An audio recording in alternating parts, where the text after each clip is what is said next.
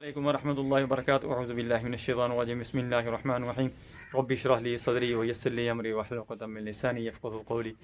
आज मैं आपको बताऊंगा कि आपके ऊपर जिन्नात कैसे मुसल्लत किए जाते हैं, आपके ऊपर तावीज़ात कैसे डाल दिए जाते हैं, आप पर कैसे असरअंदाज कराए जाते हैं, आप पर नज़र बद कैसे असरअंदाज होती है, आप पर हसद कैसे किया जाता है, ये चीज़ें आपको कैसे नुकसान पहुँचाती है। पूरी वीडियो देखें, आपको बहुत ज़्यादा फ़ायदा होगा।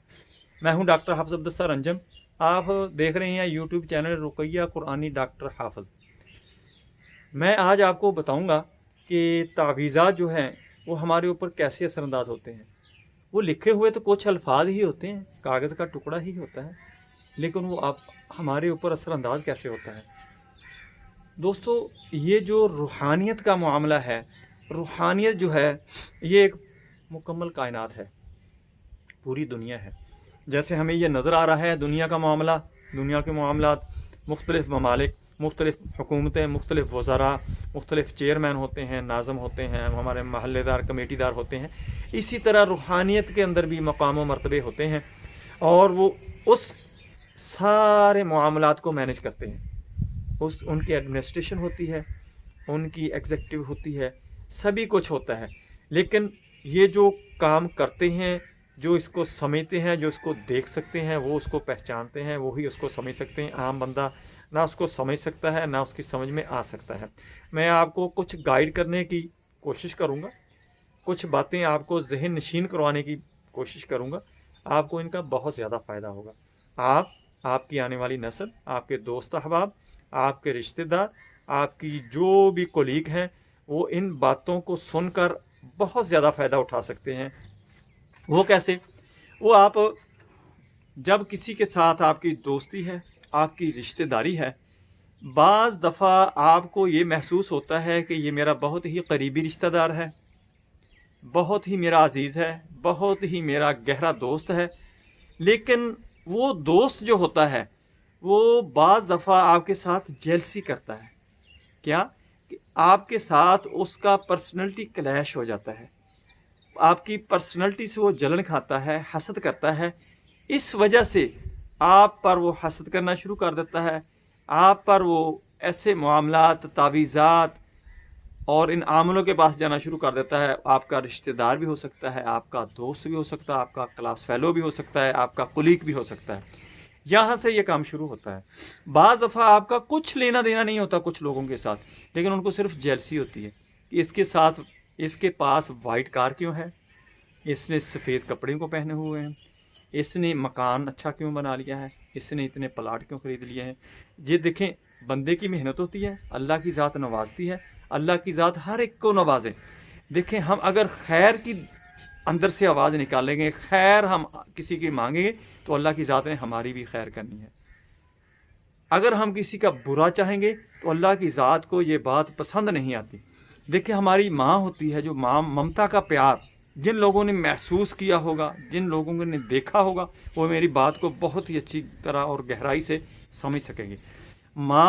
अगर माँ को बच्चे के बारे में कोई बात कह दी जाए कि ये तुम्हारी बेटी के अंदर फॉल्ट है या तुम्हारे बेटे के अंदर फॉल्ट है, वो कभी नहीं मानेगी। वो जानते हुए भी कि मेरी बच्ची के अंदर या मेरे बच्चे के अंदर ये कमी है, ये कोताही है, ये उसके अंदर गलती है, वो कभी भी इस बात को तस्लीम कर लेकिन ये नहीं तैयार नहीं होगी। क्यों? कि वो उसकी मोहब्बत है, उसकी ममता है, उसके साथ वो बहुत ज़्यादा अटैच है, वो उसकी जिस्म का हिस्सा है, उसको उसके अंदर कोई नुक़्स ही नज़र नहीं आता, उसको उसके साथ इश्क ही इतना है, उसके साथ मोहब्बत ही इतनी है। अब अगर आप एक माँ का ये हिसाब किताब देख रहे हैं, 70 माओं जितना जो प्यार करता है अल्लाह की ज़ात, 70 माओं जितना प्यार करती है। एक माँ का प्यार आपने देखा? अब 70 माओं का प्यार जो है उसको कैलकुलेट करके देखें ज़रा, कितना बनता है, उसकी मिक़दार कितनी है, उसकी क्वांटिटी कितनी है। वो आपको कैसे अकेले छोड़ सकता है, आपकी बुराई कैसे सुन सकता है किसी से। अगर कोई आपके बारे में बुरा सोचता है तो वो आपको कैसे बुरा आपका करा सकता है, या आप को कोई तनज़ली में लेकर जाना चाहता है, आपको कोई हलाक करना चाहता है, माशी तौर पर, हेल्दी तौर पर, खूबसूरती के तौर पर, तो वो कैसे 70 माओं जितना ذات کے اندر پیار ہے وہ کیسے یہ برداشت کرے گی کہ میرے پیارے کو یہ کوئی نقصان ہو، کوئی تکلیف ہو؟ پھر دوسری طرف آتے ہیں کہ جو سوچتا ہے کسی کے بارے میں غلط برا، پھر اللہ کی ذات اس کے لیے کیا سوچتی ہوگی؟ اس کے لیے کیا کوئی خیر کی اللہ کی ذات نے کرنا ہے کہ اس کے لیے خیر بھیجے، اس کے لیے اپنے فرشتے بھیجے کہ ان کی مدد کر کے آؤ؟ نہیں، ایسے نہیں ہوگا۔ جو خیر کی بات نہیں مانے گا، بھلائی کی بات نہیں کرے گا، جو لوگوں کی خیر نہیں مانگے گا، لوگوں کے ساتھ بھلائی نہیں کرے گا، لوگوں کے ساتھ برائی کرے گا، بلکہ اس کے الٹ کرے گا کہ خیر کی بجائے بھلائی کی بجائے برائی کرے گا، تو اللہ کی ذات بھی اس کے ساتھ خیر نہیں کرے گی۔ جب وہ ذات جو 70 ماؤں جتنا پیار کرتی ہے وہ اس کے ساتھ بھلائی نہیں کرے گی، تو پھر اس کے ساتھ کیا ذات ہوگی؟ کوئی ذات ہے؟ اس کے علاوہ کوئی در ہے؟ کوئی گھرانہ ہے؟ جس کے ساتھ وہ ذات ہو جاتی ہے اس کے ساتھ ساری کائنات ہو جاتی ہے۔ دوستو اسی لیے جو خیر یا بھلائی ہم کرتے ہیں بے لوث کرنی چاہیے۔ کسی کا اگر ہم فائدہ نہیں کر سکتے تو نقصان بھی نہیں کرنا چاہیے، کم از کم اتنے بے ضرر تو ہو جانا چاہیے۔ پھر آتے ہیں تعویذات کی جو میں بات کر رہا تھا۔ تعویذات جو ہوتے ہیں یہ ایک مخصوص ٹائم پر لکھے جاتے ہیں، مخصوص چاند کی تاریخیں ہوتی ہیں، مخصوص دن ہوتے ہیں جن کے اندر یہ پھر لکھتے ہیں، پھر وہ کھلائے جاتے ہیں، لٹکائے جاتے ہیں، دبائے جاتے ہیں، مختلف ہیلوں بہانوں سے پھر یہ اثر انداز کروائے جاتے ہیں۔ اس طرح پھر اثر انداز ہوتے ہیں، بعض لوگوں کو پلائے جاتے ہیں، ان کے معدے پر زیادہ اثر انداز ہو جاتے ہیں، معدے سے متعلقہ جو ہوتی ہیں وہ بیماریاں ظاہر ہونا شروع ہو جاتی ہیں، لیکن وہ بیماری ہوتی نہیں ہے ان کو۔ اور بعض دفعہ یہ بھی ہوتا ہے کہ ان پر جو عمل کیا جاتا ہے، وظائف کیے جاتے ہیں، دم کیے جاتے ہیں، تو ان کی وجہ سے ان کو پھر ایسی سمٹمز آتی ہیں جیسے اسٹامک کو پرابلم ہو گیا، وامٹنگ وغیرہ ہو گئی، ڈائجسٹو سسٹم ڈسٹرب ہو گیا، کانسٹیپیشن، حالانکہ وہ بیماریاں نہیں ان کو ہوتی، یہ ان کی تعویذات کی وجہ سے، ان کے جو اثرات ہوتے ہیں ان کی وجہ سے یہ ظاہر ہوتے ہیں۔ حسد انتہائی خطرناک چیز ہے، یہ جس پر کیا جاتا ہے اس کا بھی نقصان بہت کرتا ہے، اور جو کرتا ہے اس کا تو بیڑا غرق ہی ہو جاتا ہے۔ اللہ کی ذات حسد کو پسند ہی نہیں کرتی کہ میری مخلوق کے بارے میں کوئی دوسرا بندہ دوسرے بندے کے بارے میں، ایک بندہ دوسرے بندے کے بارے میں کوئی غلط بات سوچے یا اس کے نقصان کے بارے میں سوچے۔ یہ 70 ماؤں جتنا پیار کرنے والی ہستی جو ہے وہ چیز برداشت کر سکتی ہے؟ ایک ماں ہی نہیں برداشت کر سکتی کہ میرے بچے کا میری بچی کا کوئی نقصان ہو، تو اللہ کی ذات ہستی جس نے ہمیں بنایا ہے وہ کیسے ان چیزوں کو برداشت کرے گی؟ دوستو ان چیزوں کو سمجھنے کی ضرورت ہے۔ اللہ کی ذات سمجھنے کی توفیق عطا فرمائے، اللہ ہمیں ہدایت فرمائے، صراط مستقیم پر چلنے کی توفیق عطا فرمائے۔ پھر کیا ہوتا ہے؟ پھر جب ہمارے رشتوں کے معاملات آتے ہیں، ہمارے جو رشتہ دار ہوتے ہیں، ہمارے عزیز و اقارب ہوتے ہیں، ان کے اندر ایک کمپٹیشن آ جاتا ہے۔ کمپٹیشن کیا ہوتا ہے کہ کچھ لوگ ہارڈ ورکنگ ہوتے ہیں، سٹرگل کرتے ہیں، کوشش کرتے ہیں، محنت کرتے ہیں، اللہ کی ذات ان کو نوازتی ہے، چونکہ اللہ کی ذات کسی کی محنت نہیں رکھتی۔ آپ کر کے دیکھ لیں، آپ اگر کسی کے لیے خیر کا کام کرتے ہیں، خیر کے لیے وقت دیتے ہیں، خیر کے لیے اپنی انرجی ویسٹ کرتے ہیں، تو اللہ کی ذات آپ کی وہ ضائع نہیں کرنے دے گی محنت۔ انشاءاللہ اللہ کی ذات آپ کو فروٹفل کرے گی، ثمر آور کرے گی، کسی نہ کسی طریقے سے آپ کو کمپنسیٹ کرے گی۔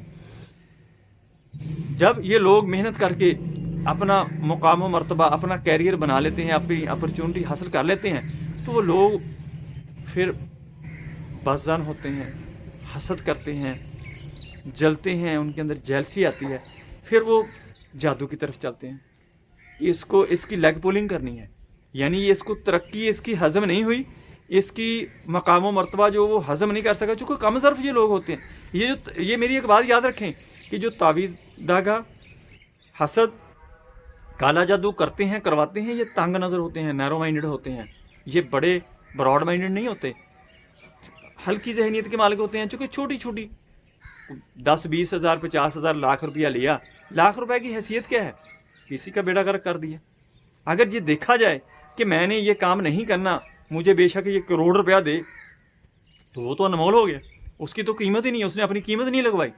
دیکھیں وہ لاکھ روپیہ لینے والا جس نے اپنی لاکھ روپیہ قیمت لگوا لی ایک تھوڑا سا چھوٹا سا اور گھٹیا سا کام کرنے کی، اور وہ جس نے کروڑوں روپیہ ٹھکرا دیا صرف کہ میری قیمت ہی نہیں، اللہ نے مجھے انمول بنایا ہے، وہ زیادہ بہتر ہے یا وہ لاکھ روپے بھی بکنے والا بہتر ہے جس نے اپنے آپ کو بکاؤ مال کی طرح بکوا دیا؟ دوستو انمول وہی ہے جو اپنا مول نہیں لگواتا۔ آپ انمول بنیں، किसी के नुकसान का कभी ना सोचें, किसी का फ़ायदा कर सकते हो तो भाग कर करें, कोशिश करके वक़्त देकर हर तरह से भलाई का काम करें। अल्लाह की ज़ात तुम्हारी भलाई करना शुरू कर देगी।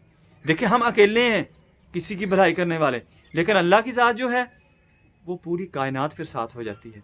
जब वो भलाई करती है तो आपकी बुराई करने वाला कोई नहीं।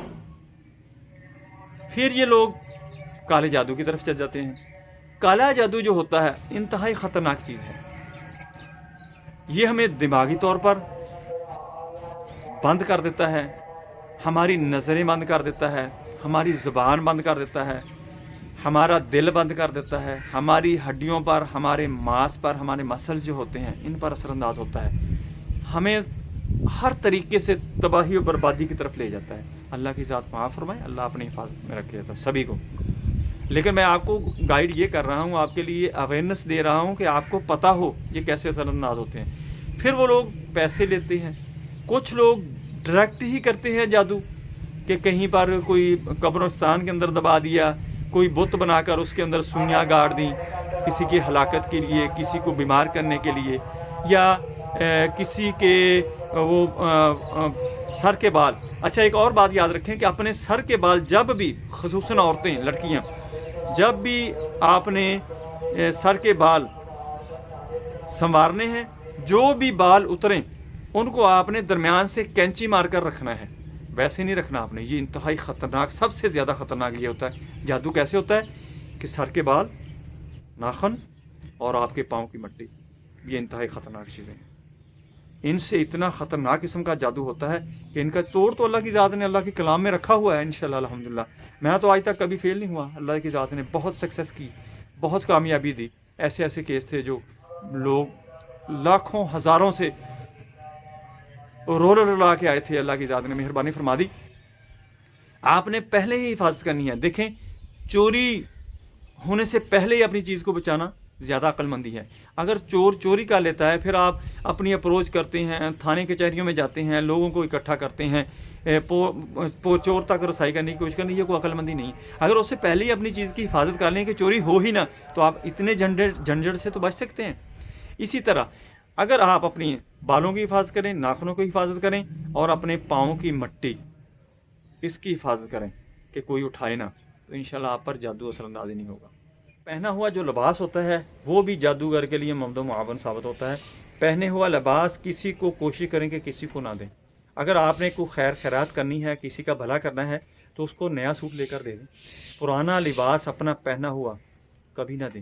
ये इंतहाई ख़तरनाक होता है। जब लोग इस्तेमाल करते हैं, इससे भी जादू का रास्ता हमवार होता है और जादू आप पर बहुत जल्द और बहुत तेज़ी से असरअंदाज होता है। अपने मामूलात के वज़ाइफ करें, सुबह शाम कुरान पाक की तिलावत को अपना मामूल बना लें, नमाज रोज़ा रखें, नमाज़ पढ़ें और बावुज़ू रहें। इंशाल्लाह जादू आप पर असरअंदाज ही नहीं हो सकता। और ये जो आशिक जिन्नात जिन्नियाँ होती हैं, जानी जिन्नात जिन्नियाँ होती हैं, ये भी ऐसे ही हमारे ऊपर असरअंदाज होती हैं। जब हम बेवुज़ू होते हैं, नापाकी की हालत में होते हैं, नमाज नहीं पढ़ते, अपनी ज़िक्र अज़कार छोड़ते हैं, उस वक़्त ये हमारे लिए नुकसानदेह होते हैं।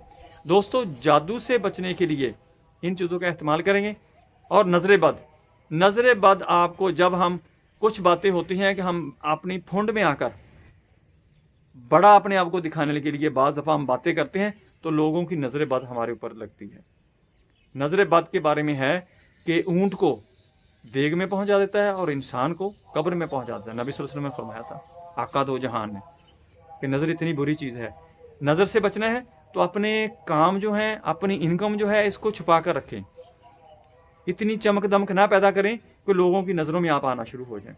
ठीक है, जब भी कोई पूछे शुक्र अल्हम्दुलिल्लाह ज़रूर कहें, रोना नहीं है। बेशक आपकी जेब में 1 रुपया भी नहीं है, कोई पूछे शुक्र अल्हम्दुलिल्लाह। जब आप शुक्र करना सीख लेंगे, शुक्र करना शुरू कर देंगे, तो अल्लाह की ज़ात आपको नवाजना शुरू कर देगी। दोस्तों, ये थी मेरी आपके लिए बातें कि आपने नज़र बद, हसद, जादू ये कैसे होते हैं, ये कैसे आप पर असरअंदाज होते हैं, आपने इनसे कैसे बचना है।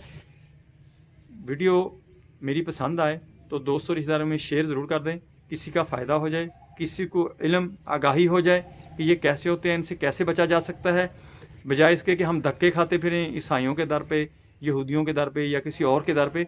देखिए, अल्लाह की कलाम जो है, इससे ज़्यादा ताकतवर कोई चीज़ नहीं है। اس امت سے زیادہ طاقتور کوئی چیز نہیں ہو سکتی. ہمارے پیارے آقا حضرت محمد صلی اللہ علیہ وسلم سے تگڑے امام الانبیاء کوئی نہیں ہو سکتا. ہم اتنے طاقتور ہو کر، اتنی سٹرانگ پوزیشن میں ہو کر، اگر ہم دوسرے لوگوں کے آگے آگے دھکے کھاتے پھرتے ہیں تو ہمارے لیے یہ سوچنے کا مقام ہے. دوستو میری ویڈیو پسند آئے اس کو لائک کریں، دوستوں رشتہ داروں میں شیئر کریں، بیل آئیکن کو پریس کریں، میرے چینل کو سبسکرائب کریں. اپنا خیال رکھیں. Stay connected, stay happy, stay healthy. اللہ حافظ. السلام علیکم.